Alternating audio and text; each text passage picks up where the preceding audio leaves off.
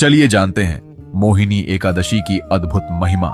राजा युधिष्ठिर ने भगवान श्री कृष्ण से पूछा, हे जनार्दन, वैशाख शुक्ल पक्ष की एकादशी का क्या नाम है और इसे कैसे किया जाता है? भगवान श्री कृष्ण बोले, हे धर्मराज, यह वही कथा है जो श्री राम को महर्षि वशिष्ठ मुनि ने बताई थी।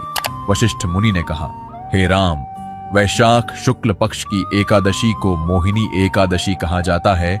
यह सभी पापों और दुखों को नष्ट करने वाली है। जो इसे श्रद्धा से करता है वह मोह माया के बंधन से मुक्त हो जाता है।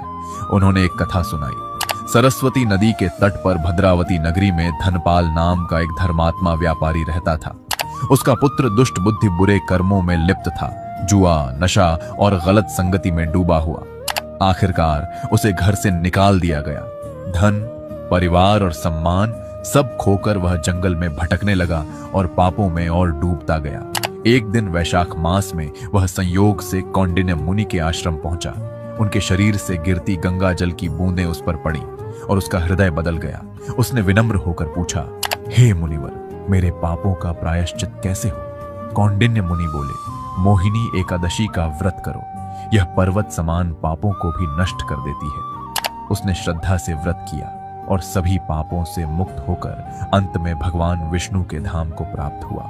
भगवान श्री कृष्ण ने अंत में कहा, हे युधिष्ठिर, इस एकादशी का व्रत करने से जो पुण्य मिलता है वह तीर्थ, यज्ञ और दान से भी अधिक है।